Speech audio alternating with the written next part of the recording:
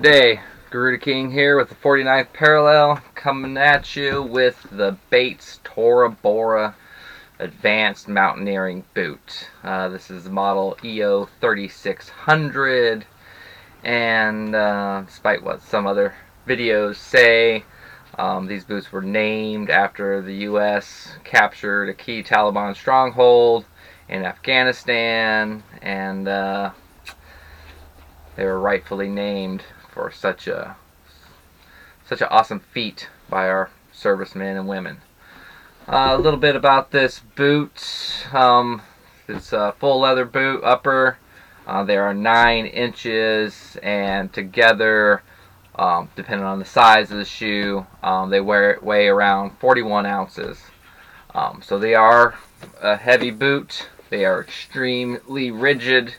They're a rigid mountaineering boot. I noticed that some people bought some to go hiking in them and gave bad reviews, and the number one reason is they're not a hiking boot. They're not something you put on your pack and go hiking in the mountains for. These are extreme tactical mountaineering crampons, skis, snowshoes, technical ice climbing. These are boots for that, and if you don't do that type of stuff, then I wouldn't recommend these boots for you. If you're just looking for a badass looking hiking boot, don't buy these boots. You will regret it immensely if you hike around in these all day, because there is no give to the sole. So you will fatigue your feet, you'll fatigue your calves, you'll fatigue your thighs, and after a couple miles your legs will be butter from just hiking in these things. So Bates calls the leather in this boot, they call it the Wolverine Warrior leather, which is made from pig skin, not calf skin, and it is treated with the 3M Scotchgard leather protectant. We also have integrated into the upper what they call the super fabric, which is 1,000 Cordura fabric and plastic guard plates, which are all these little dots all over the side, and both the leather and the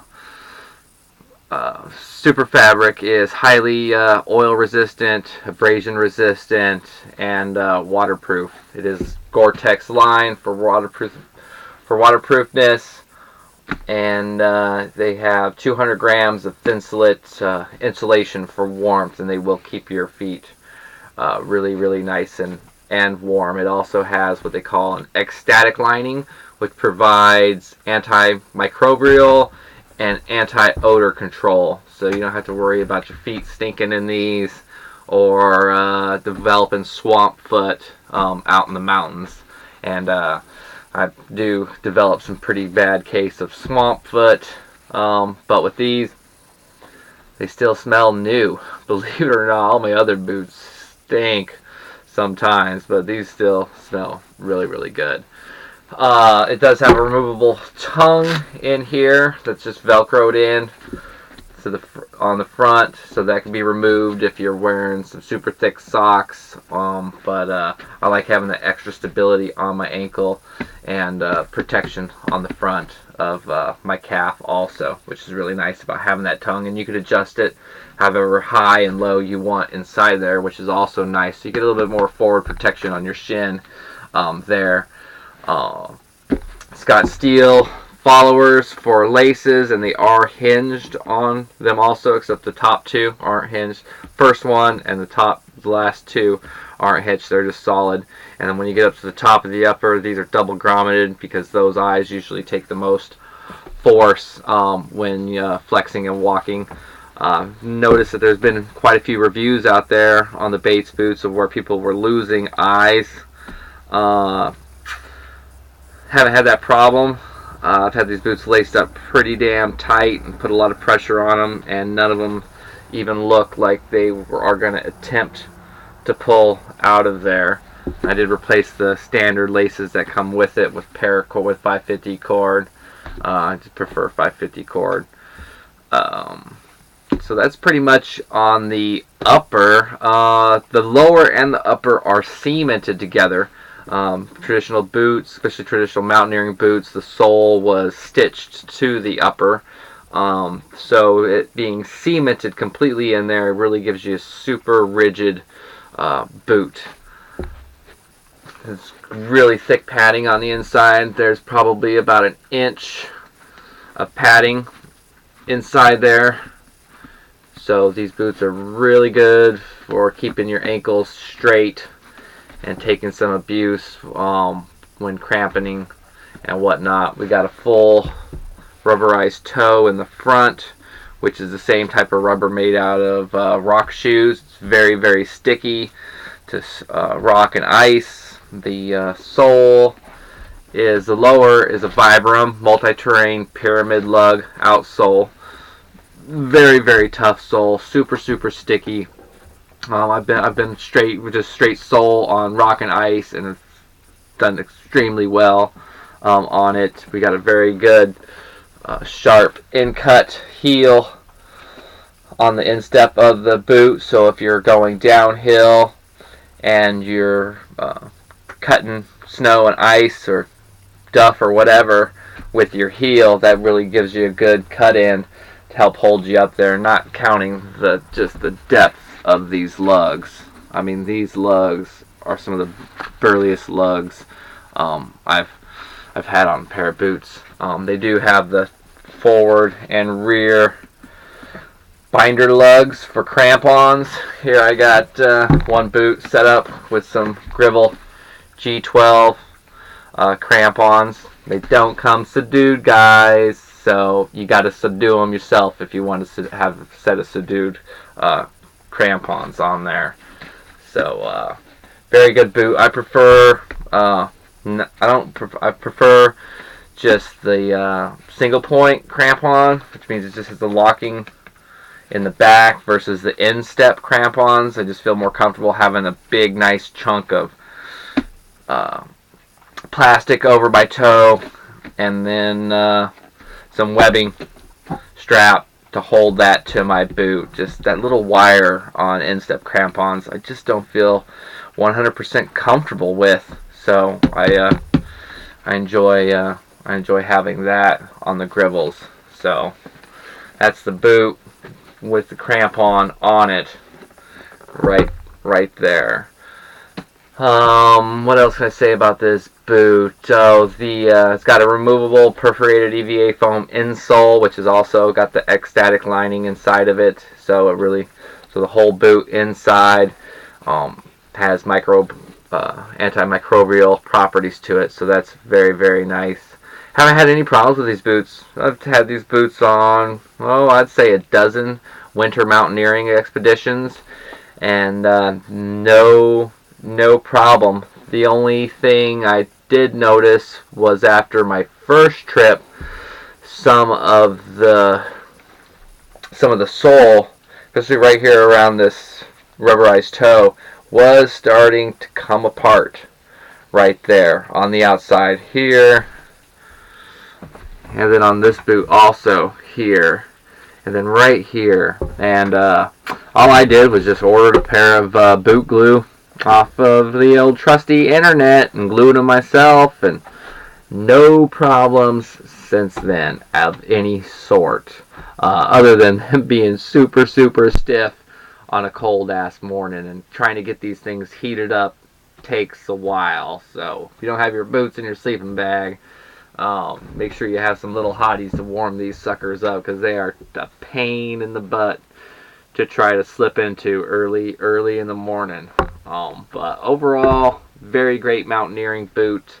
I've used Scarpas, I've used LaSportivas, some Solomons. What other one was? I had another pair that was one of my favorite pairs when I was a kid of mountaineering boots. Can't remember the name off the top of my head, but they looked pretty similar to these. And I'm all about looks, and I'm all about being subdued and military spec gear. So when I saw these boots, I had to have a pair. They retail, the manufacturer The MSRP on these are about $600. You can find them from Bates right now, I think, for like $550. But if you go on eBay or whatnot, you could find them anywhere between $250 and up. If you're into winter travel, you snowshoe, you're a mountaineer, and you want a really, really good pair of boots, these are a very good pair of boots. No problems with it. I'll stand right behind them. Like these boots and all my gear, before I even mention them, they've already gone through a couple years of good solid abuse. You won't see a review by me on gear until I've put my life behind it, trusted my life on it, and they perform and met the challenge. So if you guys see a gear review by me, or if I'm reviewing gear, talking about gear, and you want to know that, hey, is this guy just blowing smoke? Has he really used this gear? If you can't tell by the look of it, the wear on it, go and check out my videos. I know that there's going to be more videos of me out in the woods doing what we do than there are probably going to be like reviews on the gear I use. Try to get that a little evened out more. But just know that that no matter what, if you're seeing a gear, if you see the gear that I use, it's been tried and tested. So look at those videos, check it out, see what gear I'm using, see what gear I have in the field, and know that yeah, it's been used by me, and it's probably has been used to save someone's life. So if you got any questions, comments, please put them down below. If you like what you see and hear from my channel, please subscribe. If you guys want to see or know or anything, you want a video on something specific, just ask. I'll take requests. And yeah, it's winter time right now, so I'm going to be doing a little bit more reviews on some of my winter gear, on what I use and what I found that I really, really enjoy. You see a lot of my gear will be customized. If you have a question on, oh yeah, what kind of paint, did I use? Because these guys come out yellow and black. So what kind of paint did I use to paint my crampons? And how did I get that? How did I get this, which was bright yellow and red? How did I get that flat webbing? How did I get it subdued OD green like that on already, dyed polyester? So if you guys have questions like that, hey, don't hesitate to ask, and I have no problem telling you guys how I subdue all my gear and what I do to get it. So these have been, after I subdued these crampons, they've probably been on a good 9 or 10 expeditions, mountaineering expeditions, these crampons, so they're still holding up pretty well. The paint job that I did, still holding up pretty well. Still have to do a little bit of touch-up for the most part, but they're doing great. So thanks for watching. I hope you like my take and presentation on the Bates Tora Bora boots. If you're into winter travel and stuff, I highly recommend them. Get yourself one. Thanks for watching, and be safe out there.